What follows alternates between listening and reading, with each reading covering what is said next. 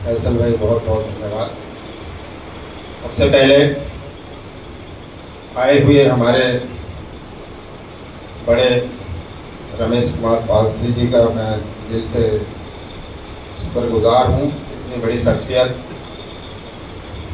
जिनको आज इनके बारे में जितनी तारीफ की जाए, यहाँ से लेकर ईरान तक इन्होंने काम किया है जहाँ तक मैं जानता हूँ। और मैं एक बात कहना चाहूँगा, थोड़े लोग नहीं हैं हम लोग, बहुत ज़्यादा हैं। जहाँ अच्छे कार्य होते हैं वहाँ थोड़े लोग होते हैं, वहाँ भीड़ नहीं होती। तो सुशील खन्ना जी ने ये जो मजमा लगाते रहते हैं, प्रोग्राम करते रहते हैं, सबको जोड़ के रखते हैं। हमारे इशरत खान मामू जो हमारे बड़े भाई हैं, हर जगह ये बीमार थे, कुछ दिन तक सामाजिक काम करने के लिए इनको मिला नहीं थे, बीमार हो गए। जब 2-4 बार मीटिंगों में लाया तो एकदम स्वस्थ हो गए।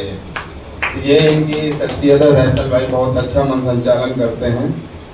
नवीन शर्मा जी, हितेश शर्मा जी, हमारी बहनें, हमारी मातृ शक्ति संध्या अग्रवाल जी, ये एडवोकेट भी हैं, इनसे हम कुछ ना कुछ सीखते रहते हैं। मैं अभी एक प्रोग्राम में हमें जाना है, 1 बजे हमें पहुंचना है उस्मानपुर। मैं सुशील खन्ना जी के लिए एक बात कहूँगा, ज़्यादा कुछ ना कहते, कि एक लक्ष्मी चंद हुआ करते थे महाराज जी, लाला जी, आप इसी में समझ जाएंगे, मैं ये वर्णन करना चाहता हूँ। उनके 3 बहुएं थीं। तो एक दिन लक्ष्मी चंद बहुत बड़े अपने नगर के, अपने क्षेत्र के बहुत बड़े अमीर थे।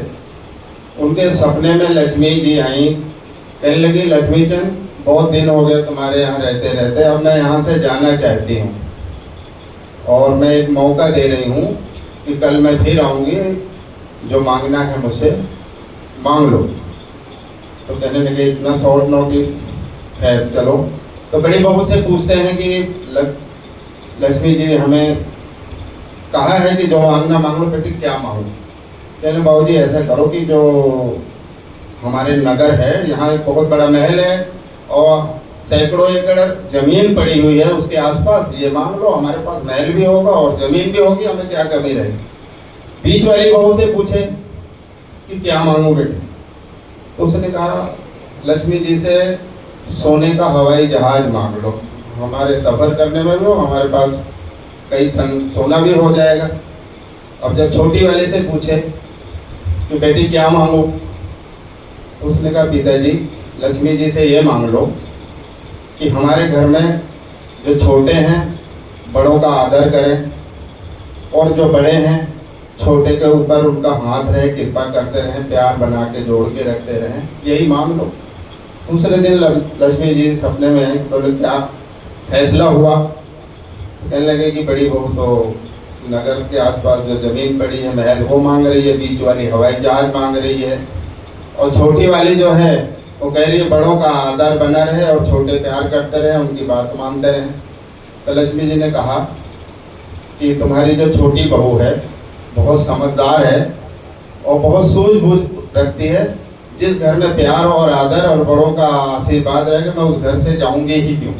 तो जोड़ने का काम हमारे खन्ना साहब करते रहते हैं, बहुत तारीफ के काबिल हैं, 70 साल के हैं और इस तरह से ये लोगों के लिए करते रहे। अभी मैं इनको देख रहा था, इतने मस्त होकर के, इतने मस्त होकर के, दीवाने होकर के, कि ऐसे दीवानों की शहीद आजम क्रांतिकारी रहे जिनकी जयंती हम मना रहे हैं, जिन्होंने हमारी भारत माता को बेड़ियों से रिहा कराने के लिए अपने आप को जान की कुर्बानियां दी। बहुत सारे वाक्य हैं। सबसे बड़ा गुराहित रहे वो देश के लिए, और बड़े बड़े योद्धा हमारे रहे जिन्होंने हमारे देश को शहीद किया है, शहीदों के दर्जा प्राप्त किया है। आज हम उनसे प्रेरणा लेना चाहते हैं। जो छोटे छोटे प्रोग्राम होता रहता है, मैं ज़्यादा कुछ ना कह के, हमारी कुछ बहनें ही बैठी हैं, मैं एक बात कहना चाहता हूँ। आज जो हमारे भाई ने अभी कहा कि आई लव मोहम्मद, इनकी बात मुझे अच्छी लगी।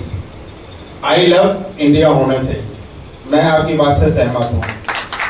घर में, दरवाजे पे, गाड़ी पे, सब जगह हो, ये हो जाना चाहिए। क्योंकि हम अक्सर ये कहते हैं कि मेरी ये जहान कहाँ, मैं हिंदू कहूँ या सिख कहूँ या कहूँ मुसलमान, मेरे भारत के लोग ही खुश नहीं रहेंगे तो मेरा कुछ भी नहीं रहेगा, मेरा भारत ही है मेरी पहचान। और मुझे गर्व है कि मैं हूँ मुसलमान, लेकिन हमें उससे भी ज्यादा गर्व है कि मैं हूँ हिंदुस्तानी मुसलमान, क्योंकि हमारे आका ताजदार मोहम्मद हजरत मोहम्मद मुस्तफा सल्लल्लाहु अलैहि वसल्लम आज से 1400 साल पहले अरब की उस धरती में जब अपने साथियों के साथ बैठते थे, तो खास करके हमारे हिंदुस्तान से, इस रेगिस्तान से हवाएं चलती थी, तो आप कहते थे हमें मोहब्बत की, ठंडक की खुशबू का आभास होता है। तो मेरे हिंदुस्तान की तहजीब, मेरे हिंदुस्तान का कल्चर, मेरे हिंदुस्तान की संस्कृति, मेरे हिंदुस्तान की भाईचारा एकता, मेरे हिंदुस्तान की सभ्यता आज से 14 साल पहले मेरे आका को भी पसंद थी, इसलिए मैंने कहा मैं हिंदुस्तानी मुसलमान हूं, मुझे उससे भी ज्यादा गर्व है। तो बहुत अच्छी बात है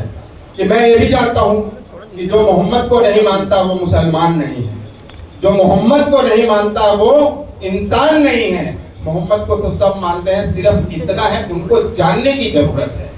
तो आज मैं एक छोटा सा वाकया और बता दूंगा, मेरे भाई बैठे हैं, हमारे बड़े बैठे हैं, कि उस जमाने में एक यहूदी बुढ़िया हुआ करती थी जो मुसलमान के नाम से नफरत करती थी, बहुत नफरत करती। तो कोई कहा कि एक मोहम्मद है जो उनको देख लेता है, जो उनकी बात सुन लेता है, वो उनका हो जाता है। तो कहने लगी मैं कान में रुई ठूस के रखूंगी, मैं तो सुनूंगी नहीं। बोले कान में रुई ठूसने के बाद भी आवाज आ जाती है। तो बोले मैं ये इलाका ही छोड़ देती हूँ। तो मोहम्मद के डर से उन्होंने अपना घर का सामान निकाला और जाने के लिए तैयार हुई। उधर से मोहम्मद साहब आ रहे, अब उन्हें तो पता नहीं था ये, कह बेटा ये मेरा सामान मेरे कंधे पे, मेरे सर पे रख दे। तो आप क्या कह रहे हैं कि माता जी मैं ये सामान इतना कहाँ लेके जा पाओगे, आपसे तो लेके जाया नहीं जाएगा, लाओ मैं आपका सामान छोड़ देता हूँ।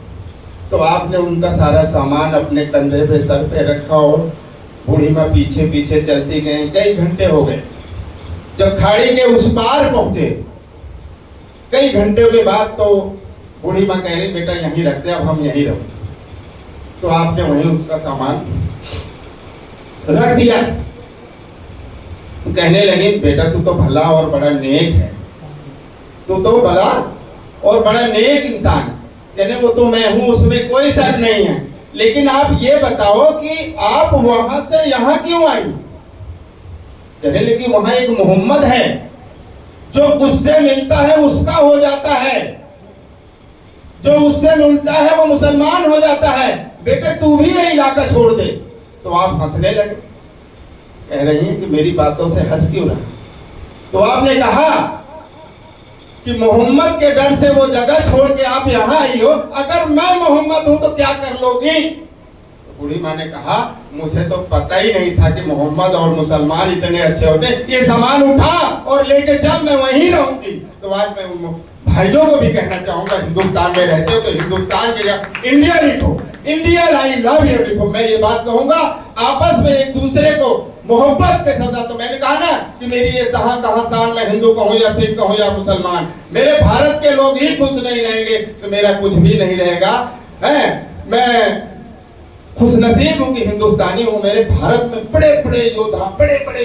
तो मैं यही कहता हूं कि मेरे हिंदू धर्म की उदारता और इस्लाम धर्म की समानता, सिख धर्म की शौर्य, ईसाई धर्म का सेवा भाव, जैन धर्म की अहिंसा और बौद्ध धर्म का करुणा का महासागर है मेरा हिंदुस्तान। मैं उस उदारवाद की बात करना चाहता हूं कि जहां सांप को भी दूध पिलाया जाता हो। मैं उस समानतावाद की बात करता हूं कि पूरे हिंदुस्तान में जब हमारे हिंदू माताओं बहनों के छोटा बच्चा बीमार हो जाता है तो मस्जिद की सीढ़ियों पे उस बच्चे को लेके खड़ी हो जाती और उन्हें विश्वास है कि मौलवी साहब फूंक मार देंगे तो मेरा बच्चा ठीक हो जाएगा। तो इस विश्वास को कैसे तोड़ोगे मेरे भाइयों। तभी मैंने कहा कि हिंदू धर्म की उदारता और इस्लाम धर्म की समानता, सिख धर्म की शौर्य, ईसाई धर्म का सेवा भाव, जैन धर्म की अहिंसा और बौद्ध धर्म का करुणा का महासागर है मेरा हिंदुस्तान। इतिहास गवाह है मेरे हिंदुस्तान को जिसने तोड़ने की कोशिश की खुद ब खुद टूट गया, क्योंकि मेरा देश ऋषियों मुनियों का देश है। उन्होंने हजारों हजार बरस तपस्याएं की। ये मेरा देश मर्यादा पुरुषोत्तम महाराज श्री राम का देश है, जहां सबरी के झूठे बेर खाए। जब सबरी बेर खिला रही है पैरों के पास बैठ के, करी प्रभु बेर खट्टे हैं या मीठे? तो भगवान राम कह रहे हैं मुझे खट्टे और मीठे का तो पता नहीं, लेकिन तुम्हारा भाव देख करके मैं अमृत समझ के खा रहा हूं। बहुत सारी बात है, समय की बात है। मैं ये आपको बात करूंगा, आगे और मौका मिलेगा। मैं यही इतना कहूंगा, खन्ना साहब उनके तुरबत पे एक भी दीवा नहीं, उनके तुरबत पे एक भी दीवा नहीं। जिनके खून से जले थे चरागे वतन, जगमगाते हैं आज उनके मकबरे। जो बेचा करते थे शहीदों के कफन, जो बेचा करते थे शहीद। बहुत बहुत धन्यवाद आप सबका मैं अभिवादन करता हूँ, मुबारकबाद करता हूँ। जिन्होंने मेरी बात को सुना और समझा, मैं उनका शुक्रगुजार हूँ। बहुत बहुत धन्यवाद खन्ना साहब।